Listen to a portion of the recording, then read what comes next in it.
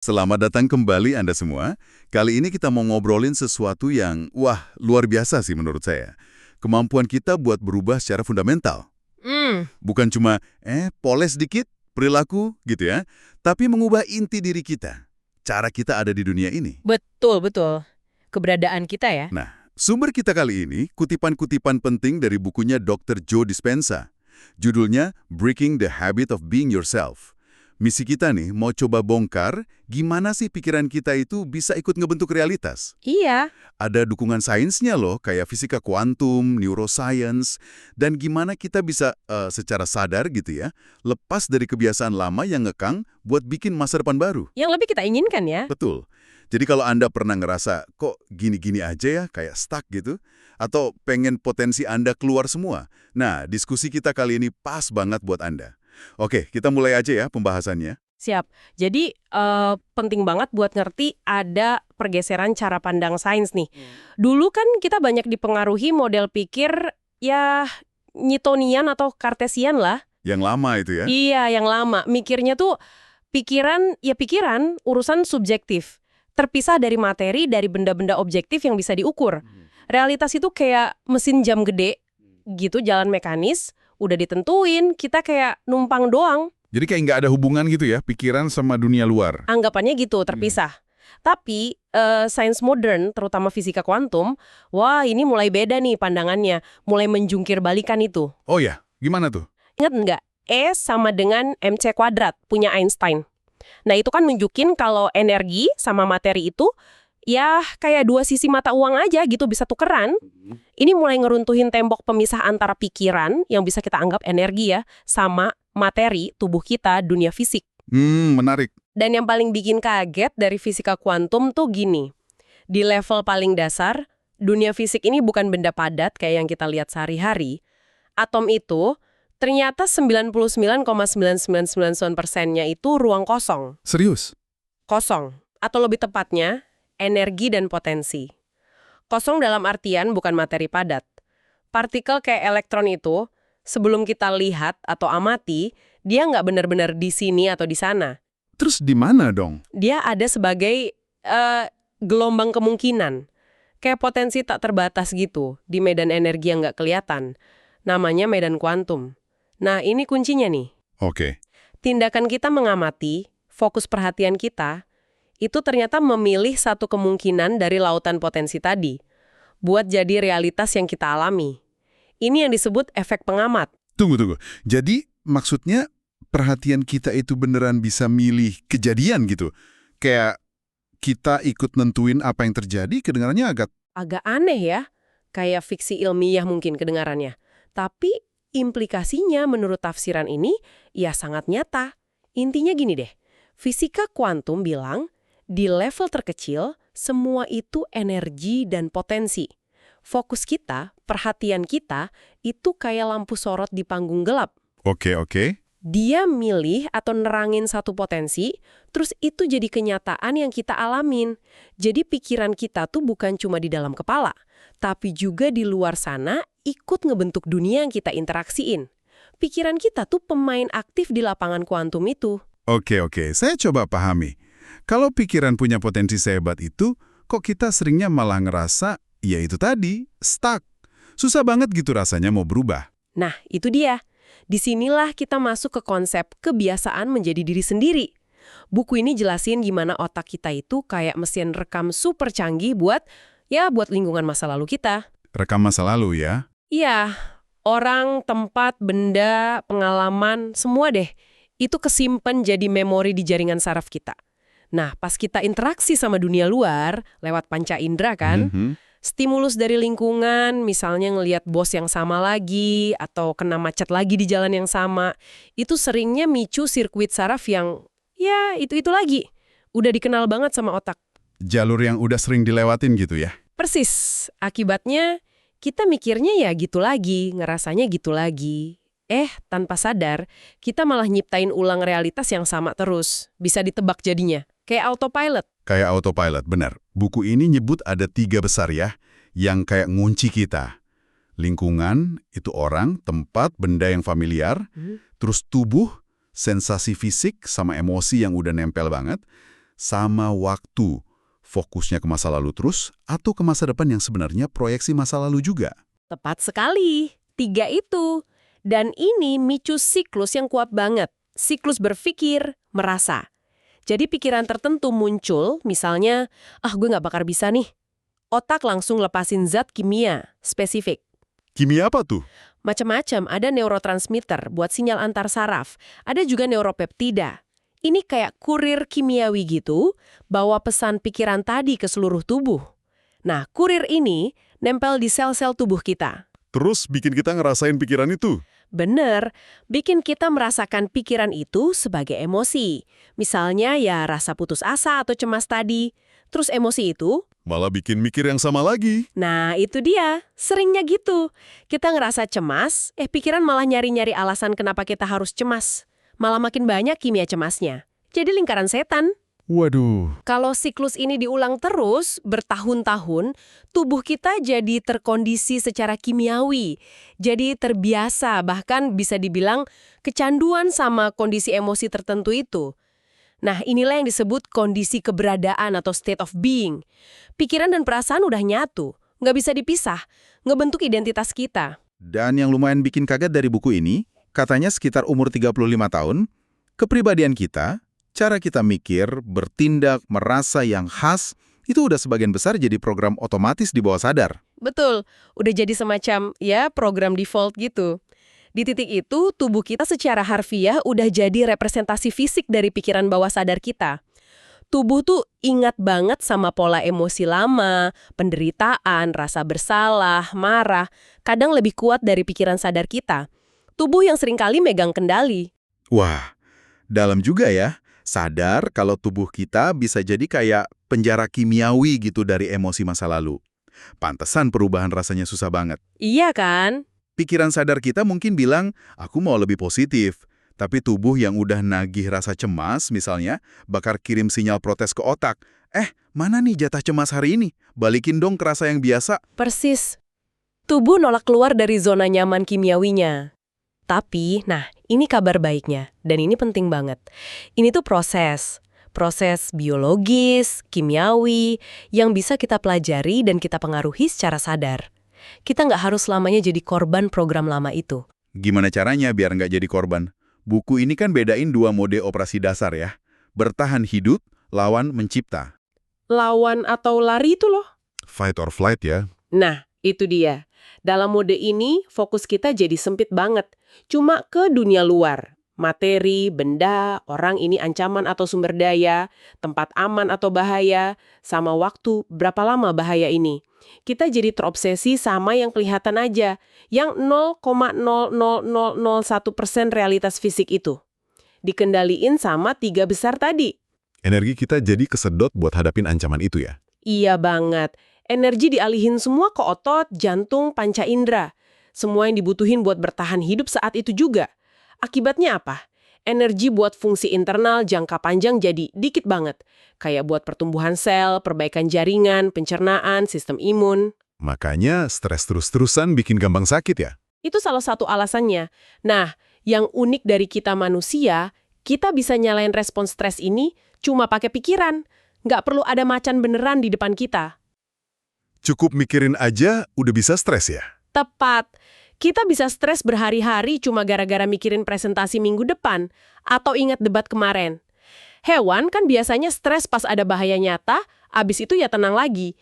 Kita Bisa hidup dalam mode bertahan hidup terus-menerus cuma karena pikiran kita nyangkut di masa lalu atau cemas sama masa depan. jadi identitas kita malah keikat sama masalah kita ya jadinya. Bisa jadi gitu. Terikat sama masalah, lingkungan, atau kecanduan emosi negatif. Kita jadi seseorang yang definisinya ya kondisi eksternal itu. Oke, itu mode bertahan hidup. Terus, lawannya apa? Mode mencipta. Mode mencipta atau creation mode. Ini keadaan pas kita berhasil ngelampaui identitas lama yang terkondisi itu. Jadi, bukan siapa-siapa atau nogadi, tapi dalam arti positif ya. Maksudnya gimana tuh, bukan siapa-siapa? Maksudnya, kita jadi kesadaran murni. Nggak lagi didikte sama lingkungan, sama sensasi tubuh yang udah dihafal, atau sama waktu yang linear. Fokus kita geser dari dunia materi yang sempit itu ke dunia internal. Dunia energi kemungkinan tak terbatas, yaitu yang 99,999999% realitas di medan kuantum tadi. Disinilah potensi buat nyiptain sesuatu yang baru benar-benar ada. Gimana otak bisa bantu kita masuk mode ini? Kuncinya ada di lobus frontal, bagian otak paling depan di dahi kita, yang paling berkembang. Dia punya beberapa peran penting nih. Pertama, dia pusat kesadaran diri, kayak CEO yang bisa ngamatin pikiran kita sendiri dan ngarahin perhatian. Oke. Kedua, dia bisa sintesis info dari banyak area otak lain, gabungin pengetahuan sama pengalaman buat ngebayangin kemungkinan baru, sesuatu yang belum pernah ada sebelumnya. Ketiga, nah ini yang kuat banget, lobus frontal bisa bikin pikiran tentang masa depan yang kita mau, jadi kerasa lebih nyata daripada lingkungan luar saat ini. Lebih nyata dari kenyataan sekarang? Iya, dia bisa nenangin sirkuit otak lain yang biasanya reaktif banget sama dunia luar. Jadi kayak bikin fokus ke dalam. Jadi kalau kita latih lobus frontal ini, kita bisa matiin program otomatis bertahan hidup. Terus aktifin mode pencipta gitu. Kurang lebih gitu tujuannya. Pas kita berhasil pindah dari bertahan hidup ke mencipta, energi yang tadinya habis buat stres jadi bebas. Nah, energi ini bisa dialirin buat perbaikan internal, pertumbuhan, kreativitas. Muncul emosi positif juga. Betul, muncul emosi yang lebih tinggi, kayak rasa sukacita, inspirasi, cinta tanpa syarat, atau syukur yang mendalam. Secara neurologis dan biologis, sirkuit saraf diri lama mulai diputus, dan diri baru mulai dibangun. Diri lama itu secara harfiah mulai dibongkar. Cerita Bill yang sembuh dari kanker di buku itu benar-benar contoh nyata ya. Dia kan secara sadar bongkar kepribadian lamanya yang penuh sesal, terus ciptain diri baru lewat latihan mental, meditasi intensif. Iya, kisah kayak Bill dan banyak lagi yang mirip, itu nunjukin kapasitas kita buat perubahan drastis. Dia nggak ubah lingkungan luarnya langsung, tapi dia ubah kondisi keberadaan internalnya. Dan itu ngaruh ke biologinya. Ini negasin kalau Anda nggak harus cuma bereaksi sama hidup, tapi Anda punya potensi buat menciptakan hidup Anda. Dari dalam keluar. Wah, keren banget. Ini nyambung ke konsep epigenetika ya. Kedengarannya agak ilmiah, tapi intinya gimana tuh? Epigenetika itu, simpelnya gini deh, ilmu tentang gimana lingkungan, termasuk lingkungan internal kita ya, pikiran dan perasaan, itu ngaruh ke cara gen kita diekspresikan. Dulu kan kita mikir gen itu nasib, udah cetakannya gitu, kaku. Ternyata nggak gitu-gitu amat. Jadi kita nggak 100% ditentuin sama DNA warisan gitu? Tepat. Bayangin aja DNA Anda itu kayak perpustakaan gede, isinya buku resep, itu gen. Anda warisin perpustakaan itu. Nah, epigenetika itu kayak penanda buku atau catatan pinggir yang Anda bikin berdasarkan pilihan hidup, pikiran, perasaan Anda. Oh, penanda buku ya? Iya, penanda ini ngasih tahu sel Anda, si koki, resep mana, gen mana yang harus sering dibaca dan dipakai, mana yang diabaikan aja. Anda nggak ngubah isi buku resepnya, DNA-nya, tapi Anda ngaruh banget masakan apa, protein dan perilaku sel yang bakal keluar dari dapur, sel Anda. Wow, jadi kita kayak pustakawan buat gen kita sendiri ya. Dengan ngubah pikiran dan perasaan, kita kirim sinyal kimia baru yang bisa nyalain gen sehat atau matiin gen yang kurang oke, gitu. Itulah inti epigenetika yang relevan di sini. Pikiran dan perasaan Anda itu terus-terusan kirim sinyal ke sel, ngasih instruksi ke gen buat berperilaku gimana. Kalau kita ubah kondisi internal secara konsisten, kita bisa secara harfiah ngaruhin ekspresi genetik kita seiring waktu. Kita punya peran aktif buat nulis masa depan biologis kita. Kekuatan pikiran ini juga kelihatan di studi latihan mental yang dikutip itu kan, yang soal latihan jari atau bicep cuma dibayangin aja. Rasanya susah dipercaya loh, tapi hasilnya nyata. Studi ngebayangin main piano. Ini nunjukin prinsip penting. Buat otak dan tubuh kita, pengalaman mental yang fokus dan diulang-ulang itu bisa sama nyatanya kayak pengalaman fisik. Pikiran Anda jadi pengalaman. Yang secara fisik mengubah struktur dan fungsi otak itu neuroplastisitas dan juga tubuh Anda. Terus gimana proses belajar ini akhirnya bisa jadi bagian dari diri kita?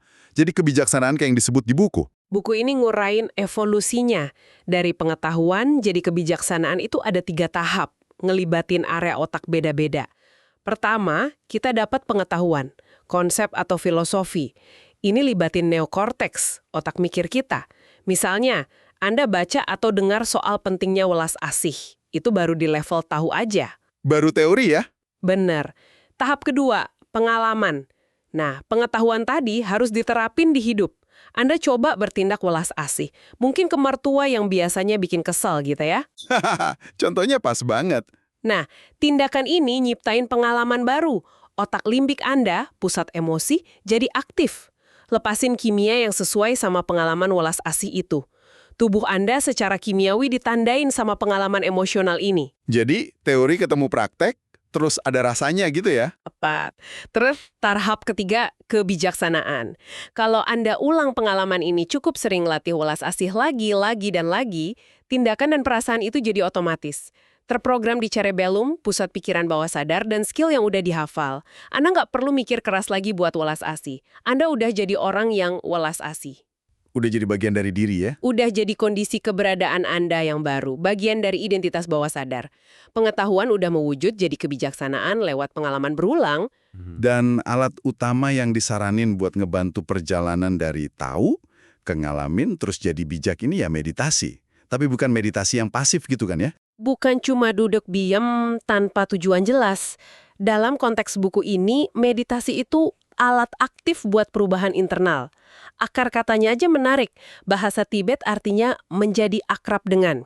Maksudnya akrab sama diri sendiri, pikiran, program kita. Kalau Sanskerta artinya mengolah diri. Dua-duanya nunjukin ada kerjaan sadar yang dilakuin. Analogi kebunnya itu ngebantu banget sih. Meditasi kayak nyiapin lahan pikiran gitu ya.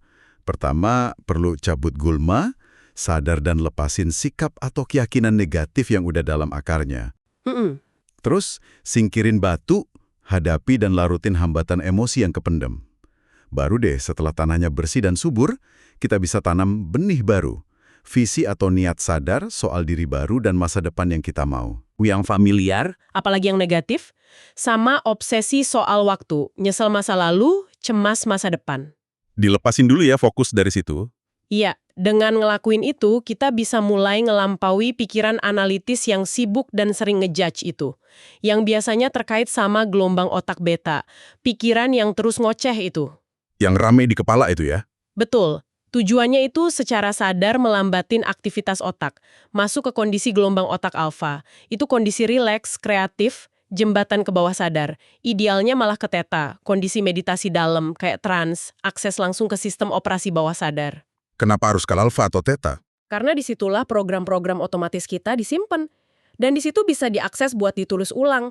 Masuk ke alfa atau theta itu kayak dapat akses ke ruang mesin atau panel kontrol pikiran bawah sadar kita. Yang biasanya nggak kesentuh pas kita lagi sadar penuh dan sibuk mikir di beta tinggi. Apalagi kalau lagi stres. Jadi bukan cuma biar rileks aja ya, tapi biar bisa ngubah hal mendasar. Ada juga disebut soal koherensi otak. Itu apa lagi?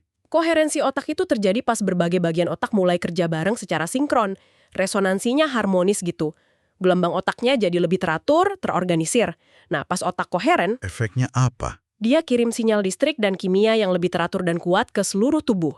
Sinyal koheren ini bantu balikin keseimbangan, homeostasis, optimalin fungsi organ, bahkan bisa micu penyembuhan spontan loh. Ingat cerita Jose yang kutilnya hilang semalam? Oh ya, yang setelah meditasi pertamanya itu ya? Nah, itu contoh ekstrim gimana pikiran yang koheren bisa balikin keteraturan di tubuh. Luar biasa sih itu. Nah, langkah-langkah meditasi yang diurain di buku, kita ngebahas detail caranya ya. Tapi kenapanya itu kayaknya dirancang sistematis banget ya? Iya, tiap langkah punya tujuan spesifik dalam proses perubahan ini. Ada tahap mengenali dan mengakui tujuannya biar sadar program bawah sadar mana sih yang mau diubah tanpa ngejudge diri sendiri. Terus menyerah, ini soal lepasin kendali ego. Lepasin masalah kita ke kecerdasan yang lebih gede, ke medan kuantum itu. Pasrah gitu ya? Semacam itu, tapi pasrah yang sadar. Terus mengamati dan mengingatkan, belajar misahin kesadaran kita dari identitas lama. Ngamatin aja sebagai pengamat, bukan lagi partisipan yang keikat. Lalu mengarahkan ulang, ini pas kita sadar, muncul pola pikir atau rasa lama, langsung kita interupsi secara sadar. Dipotong gitu ya polanya? Betul. Selanjutnya, mencipta dan melatih. Nah, ini kita secara mental ngebangun dan ngerasain realitas diri baru yang kita mau. Seolah udah terjadi. Ini buat masang perangkat keras neurologis baru di otak. Dan akhirnya mendemonstrasikan bahwa kondisi keberadaan baru ini keluar dari meditasi ke kehidupan sehari-hari, bertindak sebagai diri baru itu. Wow, lengkap ya tahapannya. Artinya nih, semua ini balik lagi ke Anda, pendengar kami. Pesan intinya tuh benar-benar ngasih kekuatan ya. Anda itu nggak ditakdirkan sama masa lalu, lingkungan, atau bahkan gen Anda. Benar. Anda punya kapasitas luar biasa buat secara aktif dobrak kebiasaan menjadi diri sendiri yang lama itu. Pola pikir, rasa, tindak yang mungkin udah nggak cocok lagi buat pertumbuhan Anda. Dengan secara sadar dan persisten tentunya, ngubah kondisi internal Anda. Fokus pikiran, emosi yang dilatih. Iya, dan kondisi keberadaan Anda secara keseluruhan.